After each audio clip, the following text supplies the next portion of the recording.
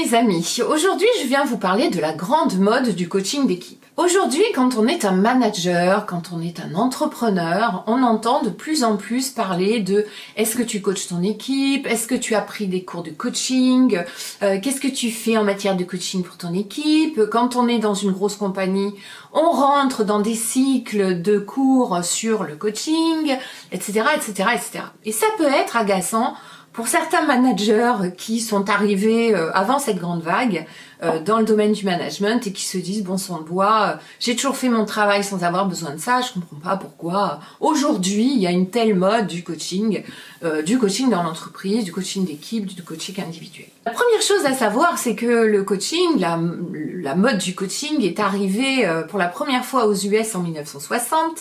Elle nous a touché cette grande vague en 1990.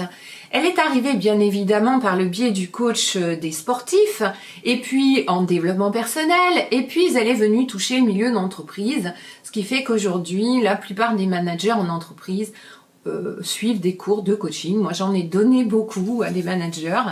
J'ai éprouvé beaucoup de plaisir à le faire et puis là, je continue quelque part. Qu'est-ce que ça veut dire? À quoi ça sert ce truc? Ce truc, ça va tout simplement avec l'évolution de la société. C'est-à-dire que avant 1960, les ouvriers étaient sur une chaîne, on leur disait mets le boulon dans telle plaque, deuxième trou à gauche en partant du haut, et puis ils faisaient ça toute la journée. Donc le manager était un petit peu comme un général d'armée ou un capitaine qui faisait marcher une équipe. Et d'ailleurs, le management en lui-même vient de l'art militaire. On était vraiment sur cette idée de le manager est là pour faire en sorte que tout le monde aille dans le même sens et s'aligne. L'environnement du travail a quand même beaucoup changé, notre environnement social a énormément changé aussi, et aujourd'hui les gens attendent de leur environnement professionnel plus que ça.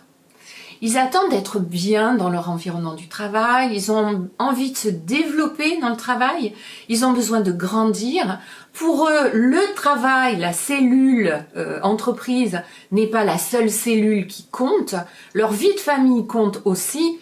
Et on a vu ces derniers temps que cette espèce de dégradation de la capsule entreprise était encore plus importante avec le confinement, avec l'avènement massif du télétravail, avec le goût que certaines entreprises ont pris pour ça, le goût que certains salariés ont pris pour ça. Et donc, cet environnement de travail a tellement évolué qu'aujourd'hui, si on est dans un mode de management totalement directif, eh bien on induit chez les gens des résistances, un inconfort qui amène à moins de productivité, parfois à des mises en maladie et à un blocage des situations de travail. C'est pour ça que le coaching a commencé à prendre sa place dans les entreprises et qu'on a commencé à apprendre aux managers à coacher leurs salariés. Alors aujourd'hui, si on veut vraiment être juste, il faut se dire que quand on est un manager, on a deux casquettes. On a la casquette du manager qui lui va dire il faut faire ça, c'est comme ça et pas autrement, vous n'avez pas de choix, j'ai décidé de cette stratégie, c'est celle-là qu'on a décidé d'appliquer, etc.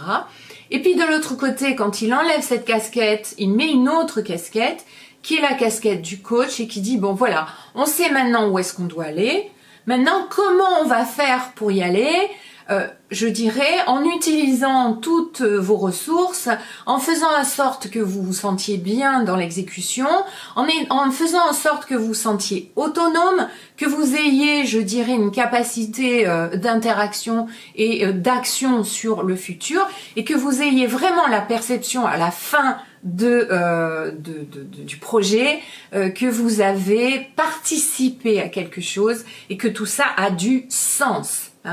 Donc l'idée, c'est que le coach va donner du sens à ce qu'on a demandé de faire et il va accompagner le salarié sur le faire dans les meilleures conditions possibles pour le salarié, tout en le développant si c'est encore possible. Vous avez un excellent livre, je dirais que s'il y a un livre à lire sur le coaching, c'est celui de John Whitmore. Whitmore qui a été à la base de ce mouvement de coaching dans les années 60. C'était un sportif de haut niveau et ce qu'il y a de génial dans le guide du coaching qui est encore disponible, aussi bien en forme Kindle qu'en forme reliée, c'est que vous allez y trouver toutes les bases du coaching appliquées à la fois au sport et à la fois au business. Donc vraiment, je vous invite à lire lire ce livre qui est fort intéressant. Alors, le coaching, quelque part, c'est pas si nouveau, hein, finalement. Le coaching, on en fait tous les jours. Socrate en faisait. Socrate faisait du coaching. Qu'est-ce qu'il faisait? Il posait des questions aux gens. Et ces questions les amenaient à réfléchir et les amenaient à changer les choses ou à faire les choses différemment. Quand on parle avec nos amis, quand on parle avec nos enfants, quand on parle avec notre épouse, notre mari, quelque part on fait la même chose, c'est-à-dire que quand quelqu'un autour de nous a besoin de parler de ce qui le soucie ou de ce qu'il n'arrive pas à faire, qu'est-ce qu'on fait? On lui donne une place pour parler, on lui dit « vas-y, je t'écoute ». Et quelque part, du coaching, on en fait tout le temps. À partir du moment où on dit « vas-y, je t'écoute » et où on pose des questions pour accompagner l'autre dans sa réflexion et dans une nouvelle façon de passer à l'action, on fait du coaching. Donc en fait, on en fait déjà. Le seul truc, c'est que quand on rentre dans la cellule entreprise, on a souvent l'impression qu'il faut qu'on donne des conseils et qu'on dise comment faire. Voilà, on est un petit peu comme un père qui, au lieu de laisser son enfant faire ses expériences, lui prend la main et le tient jusqu'au bout et ne le lâche jamais. Hein, c'est un peu ça. C'est un peu parce qu'on nous a appris ça et parce que, quelque part, on nous a pas appris autre chose et qu'on a toujours vu faire ça. Voilà. Donc, aujourd'hui, si vous voulez, quand on parle de coaching, on ne parle que de ça. On ne parle que de donner une place de parole à la personne avec qui on travaille, de voir avec elle quelles sont les choses qui sont les plus faciles pour elle, les choses qui le sont moins, et l'accompagner dans un réalisé qui soit plus simple et plus facile. Voilà. Alors en quoi, pour moi manager, c'est intéressant? Qu'est-ce que j'y trouve moi là-dedans?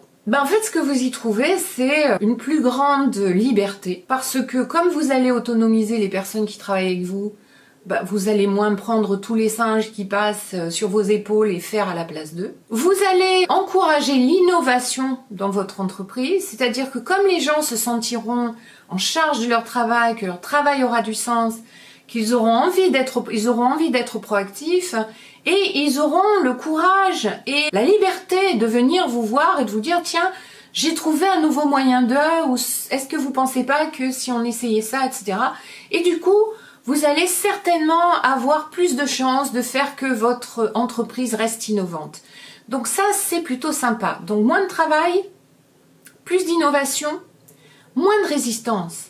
Parce que lorsque les gens se sentent à l'aise dans leur travail, lorsqu'ils ont la sensation qu'ils grandissent dans leur travail, lorsqu'ils ont la sensation qu'on s'intéresse à eux, qu'on leur fait confiance, qu'ils peuvent avoir confiance dans leur manager, eh bien la résistance possible est moindre, la collaboration est plus importante, la productivité est plus importante, et donc à terme, tout le monde bénéficie de cet environnement différent et de cet environnement de coaching. J'espère vous avoir convaincu que le coaching n'est pas seulement une mode, mais que c'est ce que l'environnement de travail a créé de plus intelligent pour pouvoir survivre et continuer à délivrer des ressources dans un environnement le plus favorable possible. Pour certains, c'est nouveau, pour d'autres, c'est rentré dans l'ordre des choses.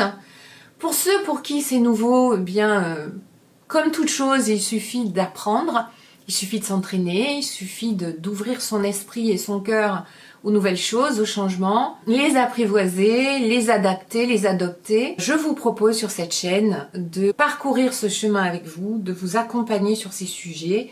N'hésitez pas à vous abonner, à cliquer sur la cloche pour que vous puissiez être au courant de toutes les nouvelles vidéos qui vont sortir sur ces sujets. Je vous dis à très bientôt, prenez soin de vous et puis bon coaching!